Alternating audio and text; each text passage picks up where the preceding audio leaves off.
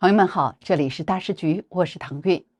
他没有登基，韩国那边早就准备好了，夫人套房、接待路线、红毯座位，甚至双方夫人会面的形象素材全都拍完了。可就在习近平飞机起飞前的最后一刻，北京是临时改口说彭丽媛不去了。整个夫人外交临时遭到了腰斩，韩国第一夫人金惠京是空等，外交部措手不及。外界只看到习近平一个人孤零零走在庆州红毯上，那画面比任何语言都更诡异。但更诡异的是发生在北京，就在彭丽媛缺席的隔天，新华社在短短41秒内连发2篇通稿。第一篇按照惯例写着拥护2个确立，把思想和行动统一到习主席的决策部署上来。41秒后，第二篇出现了习主席这3个字儿，被整段删除。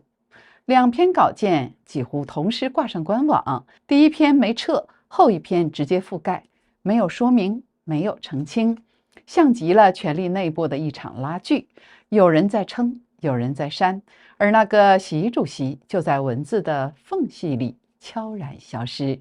同时，军方流出的一份辩护词点明了2个敏感人物，钟绍军还有彭丽媛。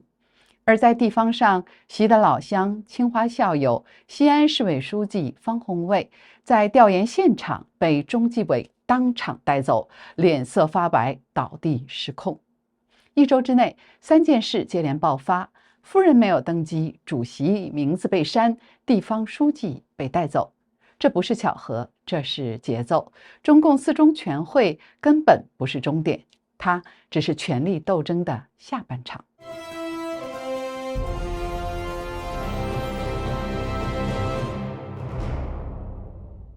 中共20届4中全会结束1周后，10月30号，中共党魁习近平抵达韩国，出席了在庆州举行的亚太经合组织 APEC 峰会。整个访韩过程的规格与细节都显得异常低调。最引人注目的是他罕见地入住当地一家4星级的酒店，叫做可隆酒店，并不是外交场合惯用的5星级国宾级饭店。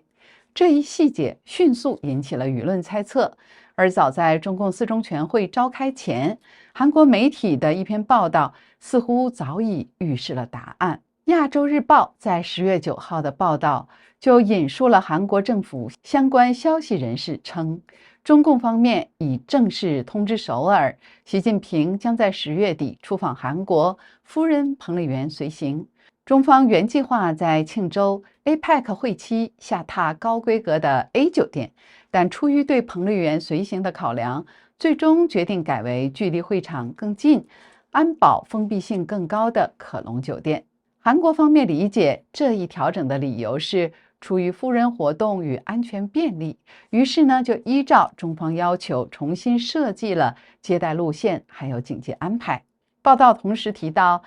彭丽媛2014年曾陪同习近平进行国事访问，期间还曾单独参观了首尔的昌德宫和东大门市场，对韩国传统文化表现出了相当浓厚的兴趣。那今年韩国政府因此还为他特别安排了多场第一夫人外交活动，包括与韩国第一夫人金惠京的私人会晤、参观佛国寺，还有宇阳美术馆，并出席领袖欢迎晚宴等等。这些活动在外交惯例上属于夫人日程的重头戏，韩方宣传部门甚至还提前制作了双方夫人会面的形象素材。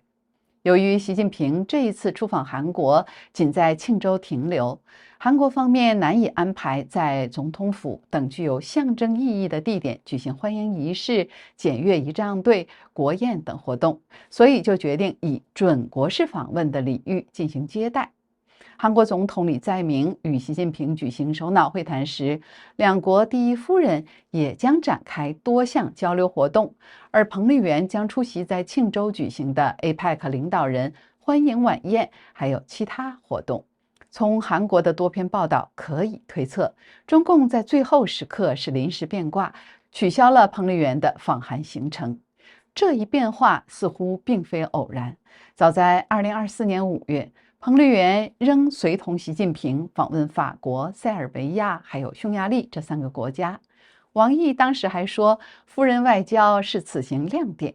然而，仅仅是2个月后，中共3中全会是风云突变，外界开始盛传习近平权力受限，军中支持度下滑。从那之后呢，他在2025年3月出访东南亚，还有5月出访俄罗斯的时候，彭丽媛都没有随行。这种长期缺席很难只用行程安排来解释。对北京而言，夫人出访，它从来就不是礼节，而是政治稳定与象征权威的一部分。当这一象征被有意抽离时，实际透露的是核心层的警惕与收缩。从这个角度看，庆州峰会上的删除访问更像是一场内部权力调整的外化结果。中共4中全会后，中央与军方是持续震荡，习近平与夫人逐渐淡出公开场合，既是刻意的降温，也是在风向未定之时的自我保护。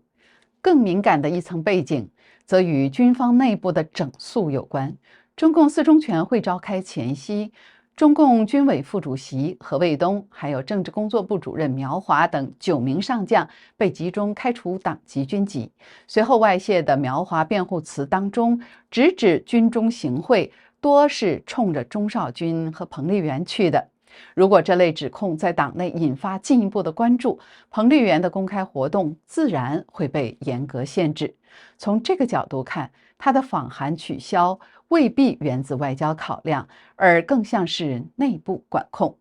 在调查魏明之前，任何可能引发外界揣测的曝光都必须避免。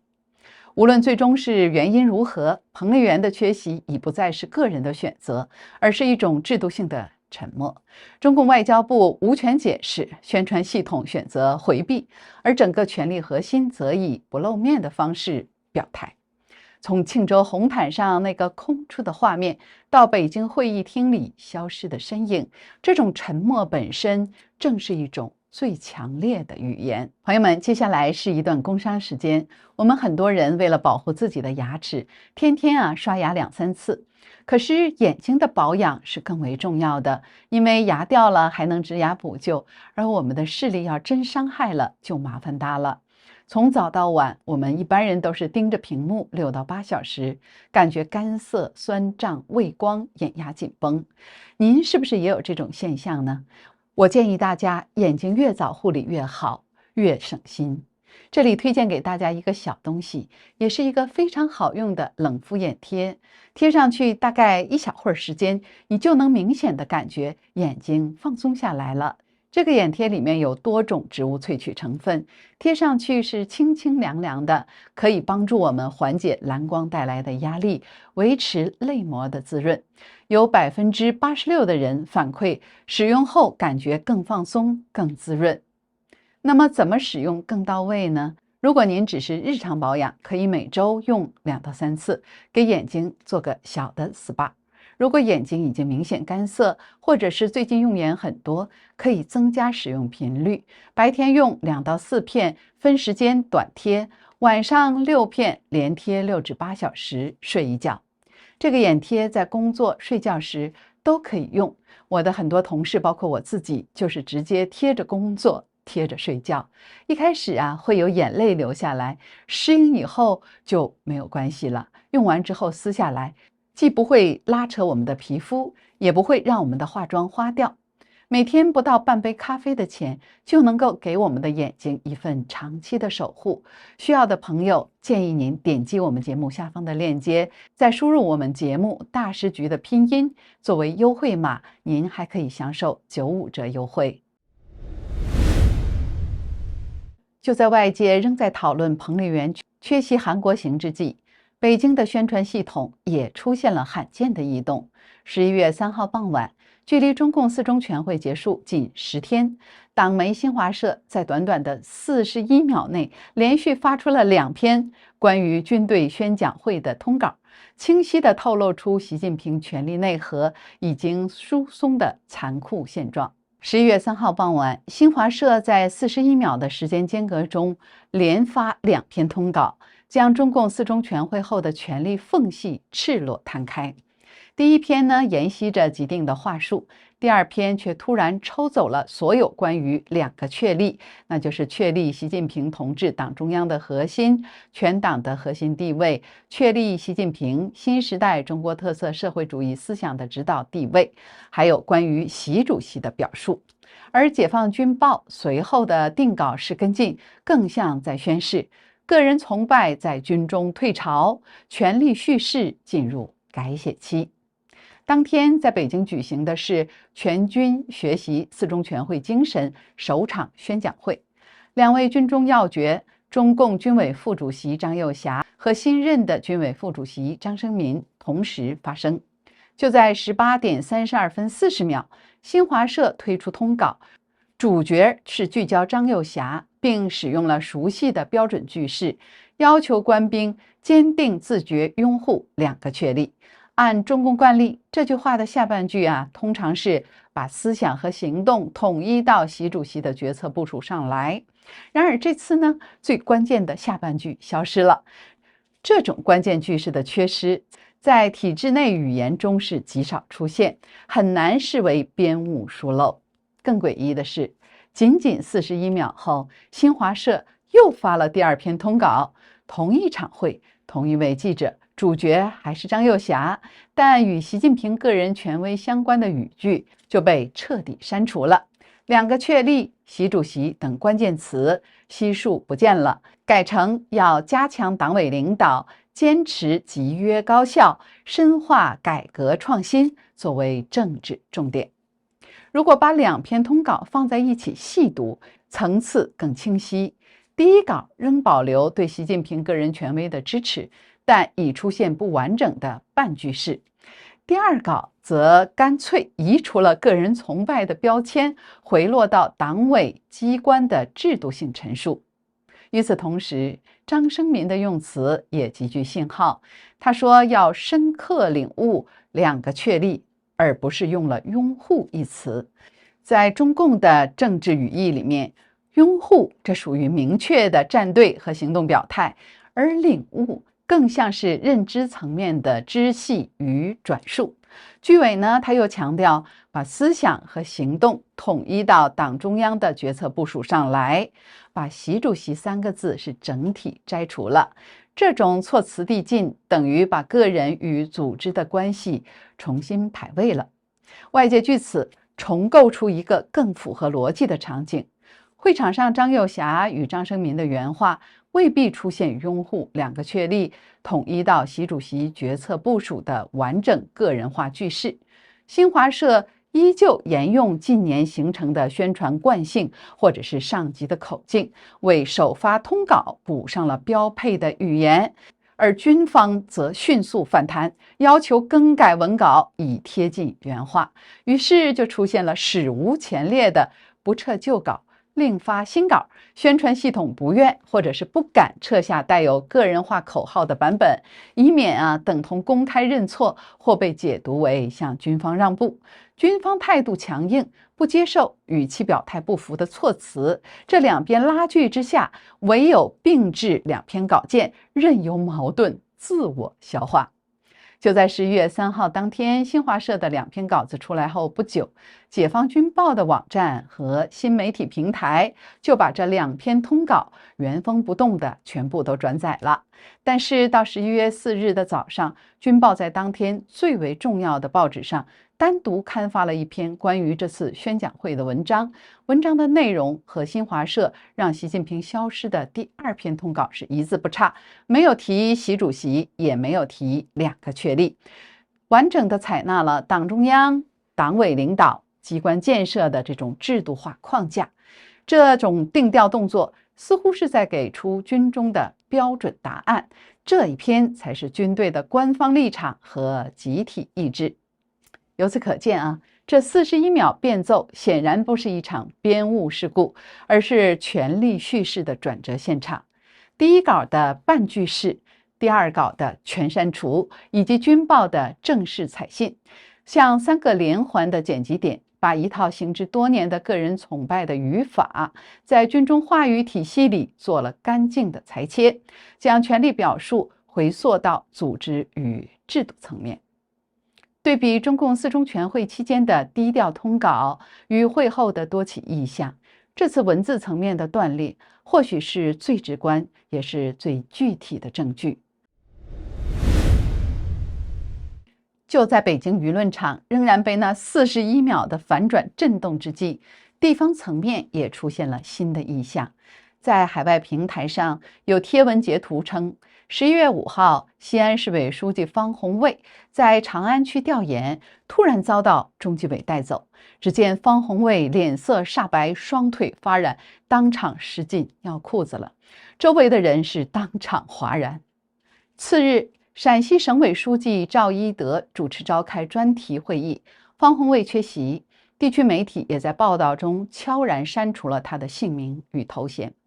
而10月4号曾发表在陕西省科技厅官网的一则关于方红卫一行深入金属成型技术与重型装备全国重点实验室的报道也被下架了。但目前有关方红卫出事尚没有获得官方的证实。根据中共四中全会公告，全会递补11名中央候补委员为中央委员，除了在去年三中全会被跳过递补的火箭军副政委丁兴农，还有7人都被跳过，包括中共教育部副部长王嘉毅、中共西安市委书记方红卫和云南省政协党组副书记石玉刚，其余官员全部是来自军队。英国广播公司 BBC 引述美国大西洋理事会中国研究员宋文迪的分析说，他们有不低的概率正在被调查中。公开资料显示，今年59岁的方红卫是习近平老家陕西富平人，也是习的清华校友，毕业于清华大学汽车工程系汽车专业。他曾任陕汽集团董事长，2020年7月担任中共汉中市委书记，2021年5月担任中共陕西省委常委、省秘书长，2021年11月转任中共西安市委书记，是曾主任陕西的现任中共副总理刘国中的大秘和旧部。此前呢，也曾有猜测，方红卫的后台或许是习近平，理由是方红卫和习近平一样，都是陕西富平人，并且呢都是清华大学毕业。然而在今年中共中央递补名单公布时，他被明显跳过，这在过往极其少见。当时既引起了官场议论，如今又突遭调查，印证了外界早前的猜测，那次被跳过其实已经是一个预警信号了。方红卫事件看似地方纪律行动，实则与中共四中全会后的政治气氛是紧密呼应的。从党媒的语言松动，到军方的集体沉默，再到地方高官的突然遭到带走，整个权力结构呈现出上不敢定调，下不敢自保的局面。外交上，彭丽媛临时缺席，让夫人外交这一象征性的角色从镜头中被删除。宣传口上，新华社的41秒反转让核心二字在文字间消失，而在地方，西安书记方红卫被当场带走，标志着清理行动已从中央延伸到了基层。历史上每一次权力的重新排列，往往都以权力的变异为前奏。那些被删除的照片、被改写的通稿、被带走的名字，正是权力发生变异的一个个节点。就在这样的政治节奏里，谁被看见，谁被删除，已成为观察中南海权力走向的真正指标。这里是大时局，感谢您的陪伴与思考。请订阅、分享并打开小铃铛，让我们一起在动荡中坚守真相，在黑暗中点燃希望。